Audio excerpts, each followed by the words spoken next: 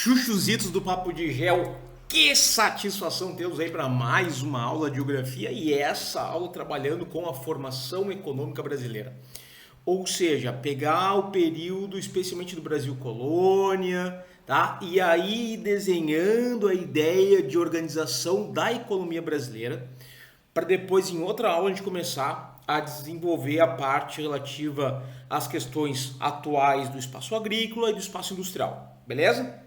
Então vamos começar aqui com o seguinte, olha só, primeira coisa que a gente tem que lembrar, quando a gente está trabalhando com essa parte da origem, né, do início da economia brasileira, é a ideia de colônia. Né? O Brasil, território brasileiro, que viria a ser o Brasil como colônia portuguesa, e essa ideia de colônia traz uma essência basicamente mercantilista, ou seja, a ideia que os territórios, né, que os impérios europeus lá no século XVI tinham de ocupar um território, então ocupar essa parte, né, que era a América, e a partir daí gerar riquezas para o seu estado. Ou seja, no caso o território português ou o território brasileiro para Portugal, né? Então a ideia era enriquecer a metrópole. E aí vem a máxima, né, para quem tá ligado aí, fã da irmã mais fraquinha da geografia, a tal da história, né, o pacto colonial. Aquela relação direta que a gente vai ter entre a colônia Brasil, fornecedora de matéria-prima, e a metrópole Portugal, que vai receber, vai pegar essa matéria-prima e vai vender e ganhar toda, e ficar com toda a grana, né? Então tá ali, ó, o lucro, a bufunfa, o pila, o cascalho, a mascada, o faz-me rir, o capilé, vai ficar com a coroa portuguesa. Então, nessa relação é que a gente vai desenhar o início, a gênese da economia nacional, beleza? Então, a partir daí, a gente vai entender que a lógica das capitanias hereditárias, fundamental para isso, as sesmarias, era isso, eram territórios destinados pela coroa portuguesa a, sei lá, seus donatários, enfim, e que vão basicamente ocupar, produzir, gerar matéria-prima que Portugal vai vender e ganhar grana, certo? Bom, num primeiro momento, olha só, o primeiro produto explorado em território brasileiro é uma madeira muito bonitinha, né? Para quem não teve o privilégio de olhar de perto um pau-brasil, cara, vale a pena, né? Pau-brasil, a árvore que vai dar, bem dizer, nome aí ao nosso país, é uma árvore típica da Mata Atlântica e ela era utilizada para tecelagem, né? Então tu usava ali, tu vai pegar a madeira do pau-brasil quando tu corta na parte interna, é uma madeira bem avermelhada, certo? E aí usava, né, esse material para tecelagem, para produzir tecidos vermelhos, o que era, em boa parte da Europa, uma novidade, e isso, pá, toca o valor do pau-brasil lá em cima, certo? Beleza, e é claro, a madeira usada para fazer móveis, é uma madeira de lei, e aí, show. E quando a gente está pensando pau-brasil, aí eu trouxe um mapa aqui, ó, a gente vai pegar essa área de localização do pau-brasil, vai pegar aqui, ó, região, mais ali parte do litoral nordestino, zona da mata nordestina, a região, parte do litoral sudeste, aqui presente, não esquece, no bioma Mata Atlântica, o qual ainda devo uma aula, tem que fazer, certo? Beleza. E aí, a gente vai ter, logo no início, essa lógica de exploração do pau-brasil, aqui, muita atenção, essa exploração do pau-brasil, Chuchu, não se dá através de uma prática agrícola. A gente está pensando aqui como extrativismo vegetal. Né? Como assim, quando é agricultura? Cara, tu não está plantando, os portugueses que estão chegando aqui, eles não estão plantando pau-brasil, eles estão indo do meio da Mata Atlântica e fazendo a extração. Então é um extrativismo. Quando a gente pensa ciclo agrícola, de primeiro grande ciclo agrícola brasileiro, aí a gente vai cair aqui, ó, na lógica da produção açucareira. Aí a gente já começa a ter, lá na primeira metade do século XVI, a gente já tem a produção de açúcar a partir dos grandes engenhos e tal, já ganhando espaço nas capitanias hereditárias, gerando muita grana para Portugal. E não pode esquecer nunca disso. Pô, açúcar. Cara, docinho, depois do almoço, né?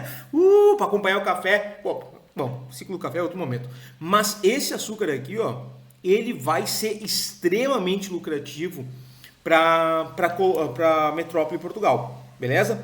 Nisso, o que está acontecendo? Olha só, a gente vai ter ali no século XVI, século XVII, o cultivo concentrado na chamada Zona da Mata Nordestina. Para quem não está ligado, Chuchu, olha só, tu vai lembrar que Zona da Mata é uma das sub-regiões do Nordeste. A região Nordeste que a gente tem hoje, a gente consegue dividir ela em sub-regiões, né? Então vamos colocar aqui, ó, Zona da Mata seria aqui, tá? É a parte, digamos, do litoral. Então, Zona da Mata, litoral, belezinha? Aí a gente vai ter aqui o interior, que é o sertão nordestino, outra subdivisão, ou sub-região do Nordeste brasileiro. Há uma área de transição entre a Zona da Mata e o sertão, que é o Agreste. E aqui, entre o sertão e a região amazônica, mais a oeste, eu vou ter o meio norte. Pega ali Piauí, Maranhão, onde tem a Mata dos Cocais e por aí vai. Então a gente tem basicamente Zona da Mata, que é o litoral, o Agreste como área de transição, sertão do clima semiárido, meio norte e depois é a Amazônia.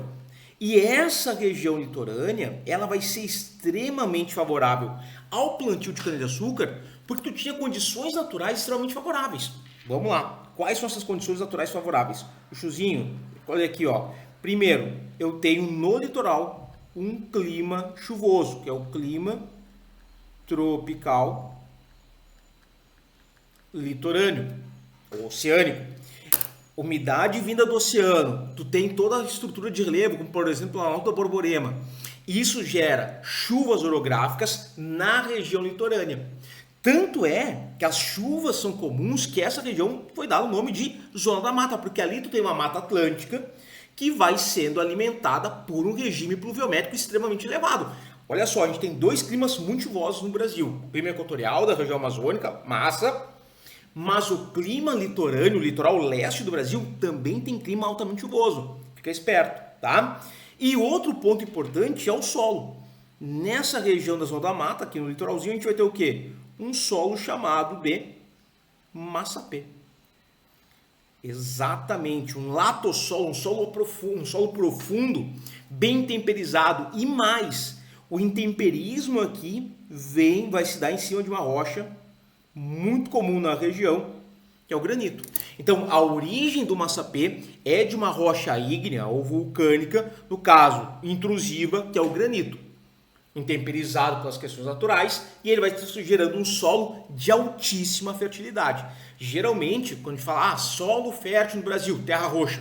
Tá, beleza, terra roxa sim, fechou. Mas na região da Zona da Mata Nordestina, tem um solo também de altíssima fertilidade, que é o massapê. Isso trouxe as condições favoráveis ao cultivo de cana-de-açúcar, tá? Outro ponto importante que tem que lembrar, e é fundamental, é o seguinte. Nesse momento, a gente tem uma estrutura econômica se organizando que necessita de uma mão de obra barata. A ideia é a exploração, é aumentar a riqueza da metrópole, Portugal. Então, a mão de obra que vai produzir a cana-de-açúcar tem que ser barata. E aí tu tá ligado, né? Quando a gente está pensando nesse momento, a gente tem uma mão de obra escrava. Opa, peraí. Dei uma bugadinha aqui, tem que usar borracha diferente. Escravidão, que eu queria escrever. Escravidão. Mão de obra escrava. Então, aquela migração compulsória de população africana trazida para cá através do tráfico de escravos. Aliás, atividade econômica que vai fazer parte, né, dessa ideia de economia nacional. Tudo bem, a maior parte das pessoas que vão lucrar com o tráfico de escravos eram os europeus, portugueses, britânicos, muito inglês aí vai ganhar muita grana. Mas tu também tinha, por exemplo, aqui uma economia girando em cima da venda de escravos no território brasileiro, nesse período colonial. Então, desembarcava lá os escravos que sobreviveram a trajetória lá da África até aqui nos navios negreiros, E tu tinha um comércio. Então tu tem toda uma lógica. Isso aqui também vai fazer parte da formação econômica do Brasil. Infelizmente, tá? Então, e aí a gente vem por uma ideia importante que, pô, essa mão de obra escrava no ciclo da cana-de-açúcar, Chuchu, cara, tem um ponto que não pode esquecer, que é a ideia do sistema de plantations, tá? Ah, mas será que temos aula de plantation neste canal? Tem uma aula só, assim, ó, mas dissecando, tintim por tintim, nos seus mínimos detalhes, do sistema de plantation, dá uma olhadinha. Certo? Mas só para a gente resumir, a ideia dos plantejos é uma lógica de exploração, então naquela lógica mercantil, né? Então o que a gente tem? Características. Eles vão ocorrer em latifúndios, as capitanias hereditárias, as cismarias são os exemplos de latifúndios que a gente vai ter na época dos plantations. A produção era voltada para exportação, lembra do Pacto Colonial, nada ficava na colônia, vai para a metrópole, lá vende, ganha grana. Tu gerava uma monocultura, então um único produto, no caso aqui da cana-de-açúcar, era o que estava dando dinheiro na Europa, então não socar cana, soca cana, soca cana, soca cana. Planta cana-de-açúcar em larga escala, e era isso. E gera, e utiliza, melhor dizendo, uma mão de obra escrava. Tá? Então, repara aqui na imagem, Chuchu, olha só, quem é que está aqui, quem é que está trabalhando, e quem é que está de boas aqui no cavalo dando uma passeadinha. Certo? E aí aquela estrutura, né, que a gente vai ver, por exemplo, na literatura, vai ser muito comum. A gente vai ter os latifúndios, a gente vai ter a questão da formação dos engenhos que vão processar a cana-de-açúcar, a gente vai ter a estrutura da casa grande, da senzala, né, das áreas destinadas à pecuária e à subsistência, que vão diminuindo cada vez mais. Né? Agora, aqui no que diz respeito, antes, né, essa organização do espaço vai ser muito comum. Então, tu tinha as monoculturas de cana-de-açúcar, tu tinha o engenho, tu tinha a casa grande, tu tinha a senzala, tu tinha as áreas destinadas à produção de carne, que eu quero falar logo após. Tá? Então, essa estrutura vai modelar boa parte do que é a região nordeste do Brasil. E aí tu vai lembrar também, ponto importante da história, nesse momento capital nacional é Salvador. E aí tem um ponto, olha só, aqui eu vou aproveitar e vir um pouquinho adiante, mas para a gente falar um pouquinho da pecuária. Isso já vai levar a algumas migrações internas. Então, por exemplo, o que acontece?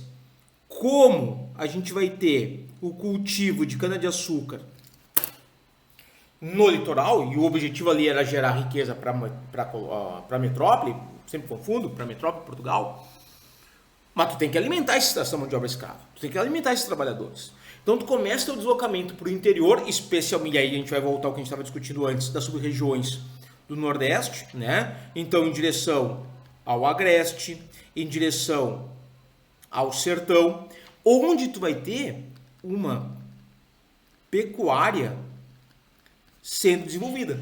Essa pecuária, ela é uma pecuária que a gente pode chamar de extensiva, né? É uma pecuária extensiva, porque aí tu vai ter a criação do gado solto lá no sertão, no Agreste, no sertão, no meio da caatinga e por aí vai. Esse gado vai ser utilizado para produzir o alimento que vai abastecer os trabalhadores escravos na região dos engenhos. É daí que vem a ideia da carne de sol, uma carne que vai durar mais tempo, porque tu pegava o gado e aí, pô, vai pegar lá um sertanejo. Chuchu, olha o que é a roupa do sertanejo raiz, né? Aqueles chapeuzinhos lá de couro, feito de couro, roupa de couro, né? Tu vai ter as vaquejadas. Isso tudo é uma herança histórica desse momento que tu tinha que entrar no sertão, no meio da caatinga, para pegar as cabeças de gado e aí fazer o abate, fazer a carne de sol e alimentar a mão de obra escrava. Tá entendendo? Então, essa migração do litoral para o sertão é uma das primeiras migrações internas que a gente vai ter no Brasil. Isso aqui é importantíssimo. Beleza? Outro ponto aqui importante que eu trouxe, olha só, a gente também vai ter algumas áreas que já tem plantação de tabaco, tá? E algodão. Só que assim, não numa escala, ambos produtos foram bem importantes, mas não na mesma escala, digamos assim, de relevância que foi, por exemplo, o café, que foi a cana-de-açúcar. Tanto o café quanto a cana, Chuchu, tu vai lembrar que eles vão centralizar, eles vão ser a base, no seu momento, da economia nacional. A economia dependia desses produtos, do café, da cana e tal. A plantação de tabaco e algodão vão alimentar a economia, mas não na mesma proporção. Então isso aqui ficar legal de lembrar, tá certo? E para a gente começar a fechar essa parte, lembra, a partir ali do final do século XVII e tal, começa a ocorrer o declínio do ciclo da cana-de-açúcar. Show? E isso, e vai acontecer meio que rapidamente, vai levar, por exemplo, a uma marginalização social, né? Tu vai começar a ter muita gente perdendo emprego e tal, e a gente começa a ter, deixa eu até colocar aqui, ó, vamos colocar aqui em azul, um deslocamento da força produtiva em direção à região sudeste do Brasil, em direção à região sudeste, não para o plantio de café, ainda não, porque no século XVIII a gente vai ter o ciclo da mineração, tá? Que ganha relevância. Chuchu, e aí, né, óbvio, a gente começa a ter a ideia da mineração sendo extremamente relevante na região de Minas Gerais, depois ali Goiás, alguma coisa na Bahia, Mato Grosso, né? Não existia nessa época, a gente vai pegar século XVIII, não tinha Mato Grosso do Sul, só depois século XX vai ser criado. Então olha só, o setor açucareiro entra em decadência a partir do século XVII, né, por causa da concorrência dos holandeses, que foram expulsos do Brasil, e aí vão levar a cana-de-açúcar, a planta, para as Antilhas, aumentam a produção ali, e aí o Brasil meio que perde força nessa produção. Só que, na finaleira do século XVII, a gente vai ter a descoberta, por exemplo, de ouro aluvial, né? Então, ou seja, pepitas de ouro em alguns rios na região das Minas, né, de Minas Gerais, e que vai começar a alimentar os interesses e a exploração de ouro na região. Então, quando a gente está pensando no ciclo da mineração, a gente vai pensar, óbvio, né? Não pode deixar de pensar em Minas Gerais, mas tu também vai ter novas descobertas de ouro, pedras preciosas em regiões do interior da Bahia, né? A parte ali a gente vai ter de Goiás e alguma coisa Mato Grosso. Não tem Mato Grosso do Sul ainda, né? Então Mato Grosso, tal, beleza. E aí a gente está falando basicamente do início do ciclo da mineração. E esse ciclo da mineração, ele vai ter o seu auge na metade do século XVIII, quando o Brasil exportava para Portugal ali entre 14 e 15 toneladas de ouro ao ano. Chuchu, e isso é importante por quê? Porque essa descoberta de ouro, ela vai passar a atrair uma galera porque hoje a gente chama de região sudeste. Então aquela força produtiva que tinha diminuído na região nordeste, agora está começando a ir para a região sudeste atrás de ouro. Tu vai ter um fortalecimento do povoamento da região. Então vai formar cidades, por exemplo, Ouro Preto, por exemplo, Mariana, vão ser cidades que vão começar a ser formadas, organizadas, vão surgir a partir do ciclo da mineração. Tá? Tu vai ter o povoamento, tu vai ter uma interiorização. De novo, pensando na lógica lá das migrações internas, a galera começa a avançar para o interior cada vez mais na ânsia de achar novas fontes novas reservas de minerais preciosos, tá? E a gente vai ter uma mudança importante que é a capital. Deixa de ser Salvador para ser agora o Rio de Janeiro. Mais ou menos, e agora litoral, eu vou colocar aqui, ó. Tá? Capital passa a ser o Rio de Janeiro. Se o centro econômico brasileiro se deslocou para a região sudeste, o centro político vai acompanhar isso, beleza? Então, a gente vai ter, por muito tempo, a capital nacional sendo a cidade do Rio de Janeiro. Show! E aí o que acontece? Nessa lógica, a gente está estruturando já todo um processo de reorganização da economia nacional. A mineração ela ainda atendia ao mercado externo, mas permitia uma reestruturação do mercado interno. Tu aumentou o comércio interno, tu começa a ter outros elementos circulando internamente, outra região despontando, região sudeste, e essa no caso não vai parar mais, né? Ela vai continuar ganhando força ao longo dos séculos. Bom, só que a gente vai ter um esgotamento dos depósitos e aí leva a atividade de mineração ao declínio, certo? Nesse processo, parte do dinheiro, né, que é da riqueza gerada pela mineração, vai ser direcionado para a produção de algodão, porque já está pegando o início da primeira revolução industrial lá nas Europa. Então, essa grana que foi gerada, essa riqueza gerada pela mineração, parte dela é revertida para a produção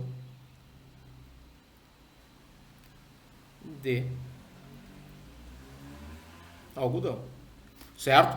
Para abastecer os países europeus, especialmente a Inglaterra, que estava lá vivendo a sua primeira revolução industrial, onde, né, o tear mecânico demandava mais matéria-prima. Então o algodão era parte fundamental disso. Show de bola? Tem uma lógica muito grande a ver com a primeira revolução industrial. Show. Mas entrou em decadência. E enquanto o ciclo da mineração entra em decadência, quem poderá nos ajudar? Bem, o ciclo do café. Vamos mudar a cor da caneta aqui. Beleza. Século XIX, o ciclo do café é, sem sombra de dúvida, um dos mais importantes.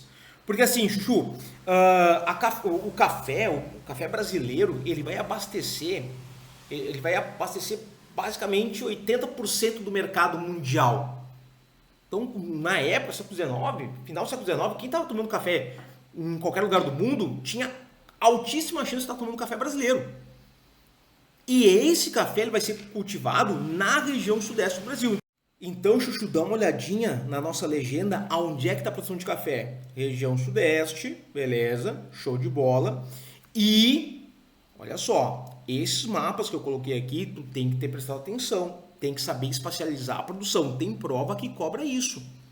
Então é bom tu dar uma olhadinha. Ah, mas eu não dei valor dos mapas anteriores. Pô, mapa do século XVII, mapa do século XVIII, não reparou o mapa? Ai, eu vou puxar a tua orelha. Chuchu, volta o vídeo e assiste. E dá uma olhadinha lá, presta atenção.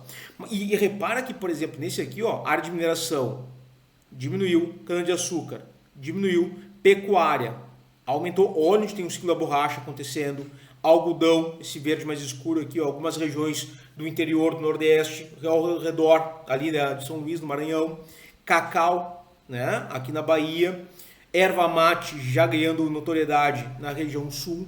São produtos que estão alimentando a economia do século XIX. Claro, nem se compara ao café. Nem se compara ao café. E nessa lógica, né, do café como principal produto, a gente vai formar uma oligarquia agrícola, que são os barões do café, extremamente poderosa, que vão acabar comandando a lógica produtiva e política do país. A gente tem uma estrutura nesse momento extremamente elitista, a produção, a estrutura fundiária, que já era desigual, vai se tornar ainda mais desigual com a Lei de Terras de 1850, e isso vai sendo reforçado com a produção da cafeicultura. Tá? E ao mesmo tempo, a região sudeste vai ganhando maior relevância, especialmente o estado de São Paulo. Cuidado. Então assim, ó, das plantações das vizinhanças ali, né, da corte, perdão, entre 1810 e 1820, os cafezais se espalham pelo Vale do Paraíba, São Paulo, até o sul de Minas. E depois, no início do século XX, vão pegar a parte norte do Paraná e parte do Espírito Santo e uma grande área do interior paulista. E aí tu vai lembrar que nessa lógica, a gente vai ter, por exemplo, a importância do Barão de Mauá. É um cara que vai ter essa visão e ele vai começar a fazer as ligações, promover investimentos para ligação do interior com o litoral através de ferrovias. Nesse momento, a gente vai ter ferrovias, um sistema ferroviário incipiente, mas está se formando, juntando o interior paulista ao Porto de Santos, com o objetivo de escoar a produção de café. Show de bola? Então, não esquece, Chu, a questão das oligarquias, né, dos barões de café, que vão comandar boa parte da política e economia nacional, a questão das ferrovias. A gente vai ter ainda um ponto fundamental aqui, importantíssimo, que é a substituição gradual da mão de obra escrava por mão de obra assalariada, século XIX. Tá? Gradual, as leis que vão levando, encaminhando para o fim da escravidão, estão aparecendo. Lei Eusébio de Queiroz, 1850, a lei do ventre livre, lei do sexagenário. A gente sabe que essas leis, né, é a chamada lei para inglês ver, mas elas estão acontecendo. Depois lei Áurea e tal. Mas na prática a gente está vendo uma gradual substituição da mão de obra escrava por uma mão de obra assalariada. E essa mão de obra assalariada, ela vai ser sobretudo imigrante. Tu começa a ter no século XIX uma intensificação das imigrações de europeus para o Brasil. Alemães, italianos, espanhóis, principalmente esses aí, outros, né? Eslavos, polacos, que vão vir para cá e vão, em grande parte, trabalhar na lavoura de café. E esses imigrantes que estão vindo no século XIX, eles vão ter um papel fundamental na próxima grande atividade econômica brasileira, no século XX, que é a indústria. Porque eles estão vindo de um continente que já tá vivendo a sua revolução industrial.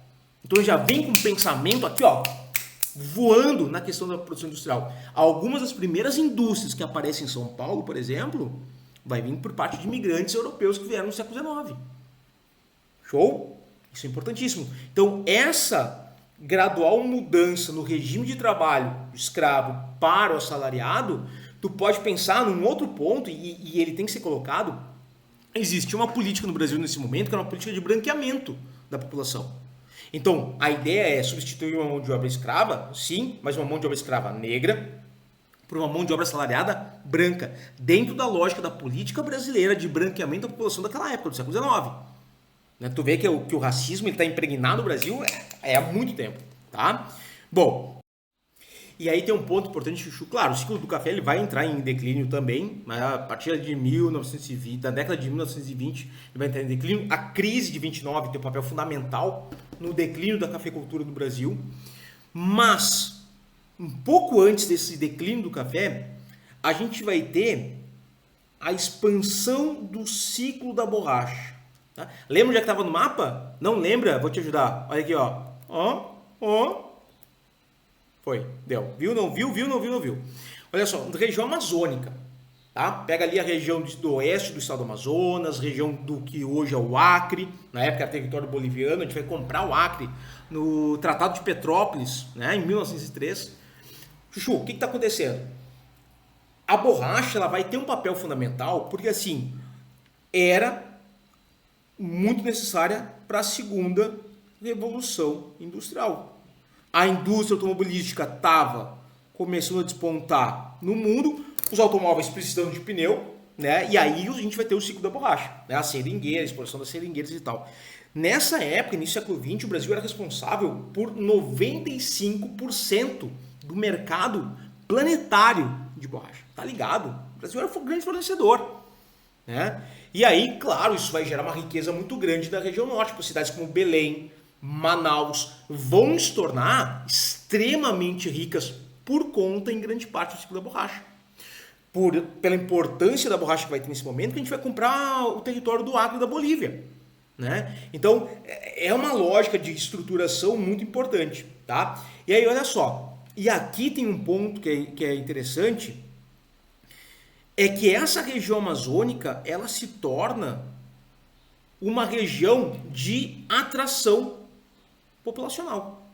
Claro, a riqueza está aparecendo lá, tem muito dinheiro sendo gerado, vai atrair mais ou menos 100 mil imigrantes para a região amazônica, especialmente do Nordeste, e aí tem muito sertanejo vítima da seca de 1877, aliás, ano de El Niño.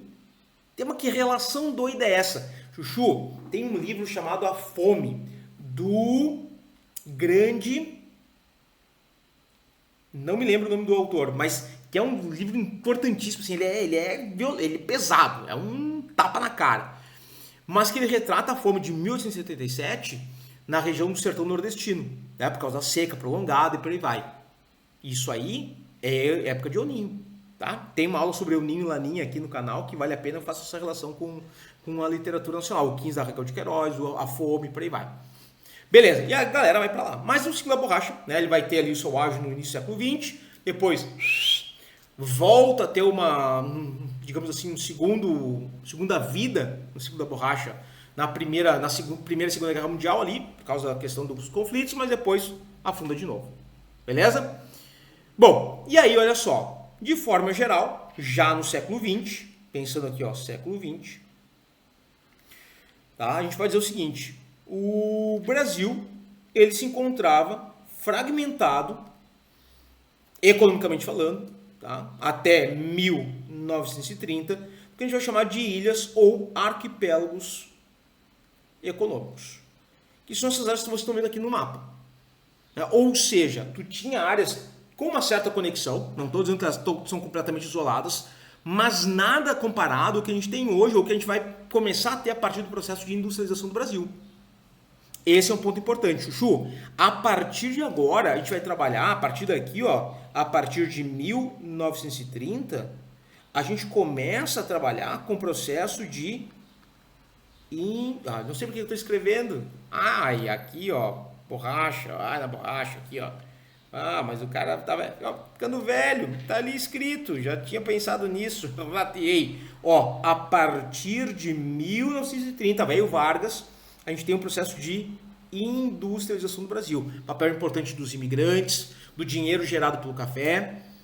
E aí tu começa a ter uma integração. Mas até esse momento, o que a gente está vendo são essas ilhas, esses arquipélagos econômicos. Então as coisas estão meio isoladas. Então tu tinha aqui, ó, um eixo que era Manaus-Belém, um certo vínculo. Tu tinha algumas cidades, né, que nem Fortaleza, tu tinha ali, sei lá, Recife, tu tinha Salvador, que tinham importância, uma certa troca entre si, claro, herança do ciclo da cana-de-açúcar e por aí vai. Aí a região sudeste bombando, por causa do café, especialmente São Paulo e Rio de Janeiro. Tem as bolinhas aqui, ó, né, o Distrito Federal que era o Rio de Janeiro. A região, o centro de gravidade econômico que era São Paulo, por causa do café. Tá? A região sul aqui, por causa da pecuária, ganhou força durante o século XVIII e XIX, produzindo gado para alimentar a mão de obra escrava do ciclo da mineração e o ciclo da borracha. Então a região sul vai ter uma economia ali meio que se desenhando em cima da pecuária, depois passa para a indústria também e tal. Mas era isso, eram territórios relativamente isolados. Né? E por isso a gente vai chamar de ilhas ou arquipélagos econômicos. Que a partir da lógica de uma industrialização que começa a partir de 1930, a gente começa a ter uma integração maior, com incentivo do transporte ferroviário, navegação de cabotagem, mas isso é papo para uma próxima aula. Fechamos? Fechou? Olha só, vai lá embaixo e dá teu like. Tu não deu ainda. Não deu, né? Não deu? Então dá agora. Vai lá e coloca o teu like. Antes dos exercícios que a gente vai usar para finalizar a nossa aula, como sempre, eu esqueci um detalhe importantíssimo. E eu vou ter que voltar, tá? Voltar aqui, ó, ciclo do café, a cafeicultura. Por quê? Lá quando eu falei da ciclo da cana-de-açúcar, eu falei do solo de Massapê, né? E aqui eu não posso deixar de falar do solo importante que a gente vai ter, que é a terra roxa. A região aqui do interior de São Paulo, a gente vai ter a terra roxa. Chuchu, isso aqui vai ocorrer, o que a gente chama de Planalto Meridional. Tá? E a terra roxa, ela vai ser formada, esse solo extremamente fértil, formado a partir do intemperismo, também de uma rocha ígnea ou magmática, só que agora ela é extrusiva, que é o basalto. Então, a terra roxa que a gente vai ter no interior de São Paulo, interior do Paraná, interior de Santa Catarina, pega a parte do norte do Rio Grande do Sul, onde tem um planalto meridional, a gente vai ter um solo fértil proveniente do intemperismo de basalto. Então, sempre que tu associar ciclo do café, tu vai pensar terra roxa e aí, né, faz as relações importantes. E agora sim, vamos para os nossos exercícios comprometidos para finalizar a aula. Olha aqui. Primeiro, o EA, tá? Lá na região da região amazônica. Considere o mapa sobre a economia colonial brasileira no século XVIII. Chuchu, século XVIII vai pensar o quê? Ciclo da mineração. Mineração que, ó, bombando. É correto, filho. Olhou o mapa, tem aqui a legenda, os números aqui, né? Sei lá o que é isso. Não sei o que é isso. Tá, mas tudo bem. Ó, é correto afirmar que 3 e 5. 3 e 5. O 3 é esse aqui, ó. Essa coisa aqui, tá? E o 5 é esse aqui. Correspondem respectivamente ao quê? Atividade açucareira. Cara, 3 atividades açucareiras. Cara, o açúcar nesse mapa aqui vai ter em amarelo, né? Que é o litoral. Então aqui já tá errado. Mineração. Mineração. Ah, mineração é o vermelhinho, ó. São esses pontinhos vermelhos aqui, ó. Mineraçãozinha, ó. Não pode. Pecuária. 13 é pecuário, 13 é pecuário. Ah, beleza, fechou. Tá? E aqui o 5, extração da borracha. Na região amazônica, matamos. Não, porque isso é século XVIII. Borracha, quando é que é o ciclo da borracha? Século XX, bebê. Ah, então não pode ser esse. Mas tem uma pecuária aqui embaixo, ó. Safadinho. Olha aqui, ia ser 3 mineração. Não, descartamos, né? Drogas do sertão. Os 5 ser drogas do sertão aqui. Aqui tá legal. Aqui tá legal. Bate na última, pecuária pro 3, drogas do sertão pro 5. Pô, não tem como não ser aí, né? Pô, questãozinha barbada.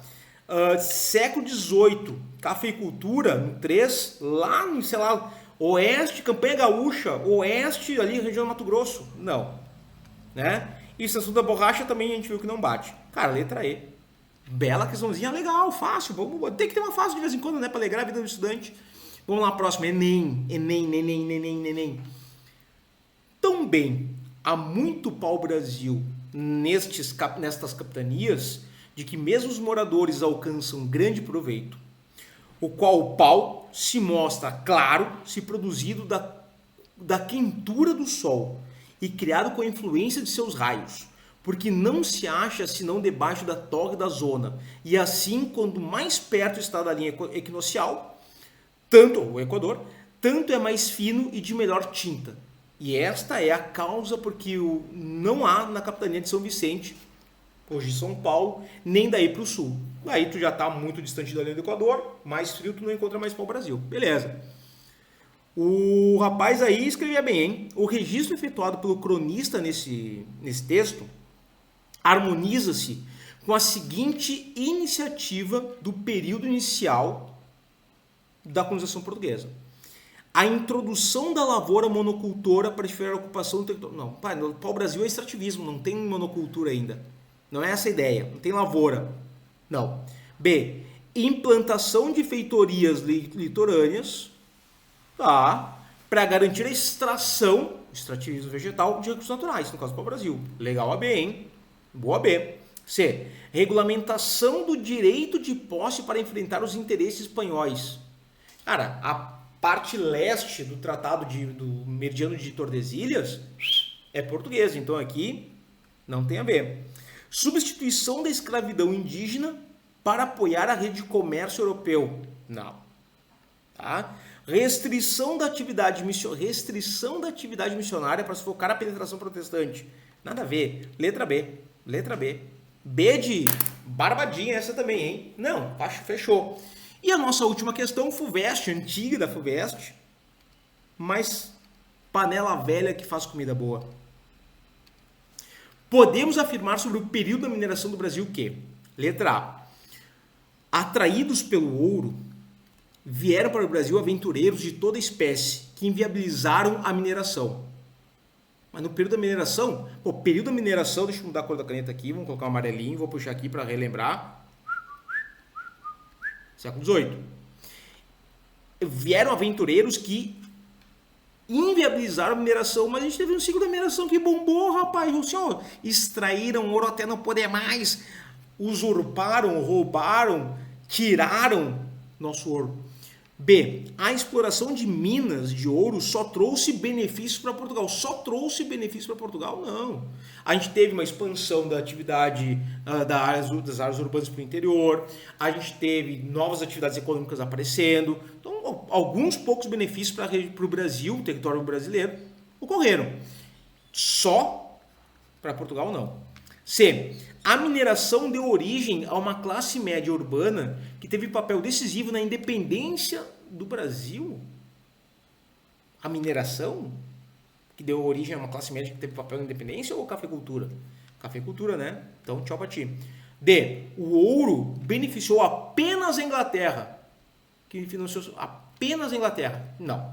Letra E. A mineração contribui para interligar as várias regiões do Brasil e foi fator de diferenciação da sociedade.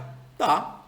Tu começou a ter uma elite ali, tu começou a ter uma classe média, né, tal. Tu começou a ter interligações, porque aí tu começa a ter a ligação de Minas com Goiás até o Mato Grosso, para as áreas mineradoras, com a Bahia, né, com a capital, que agora é o Rio de Janeiro. Então, tá, várias regiões do Brasil aqui, talvez eles tenham exagerado um pouquinho, mas tu pega Sudeste, Centro-Oeste e Nordeste, tá bom, tá bom. Ou aquela pecuária no Sul para alimentar os trabalhadores escravos da mineração. Tá, pegou 4. Tá, beleza, serve. Então, essa terceira aqui, letra E. Show. Passa a régua. Já era. Meu chuchuzinho, ó, fechamos a aulinha ali. Parece uma aula de história, mas não é, porque ajuda a dar as bases para depois entender o processo, o início do processo de industrialização do Brasil. Que essa aula ainda será gravada neste ano. Prometo, olhou. Um beijo na tua produção econômica e nos encontramos aí numa próxima aula.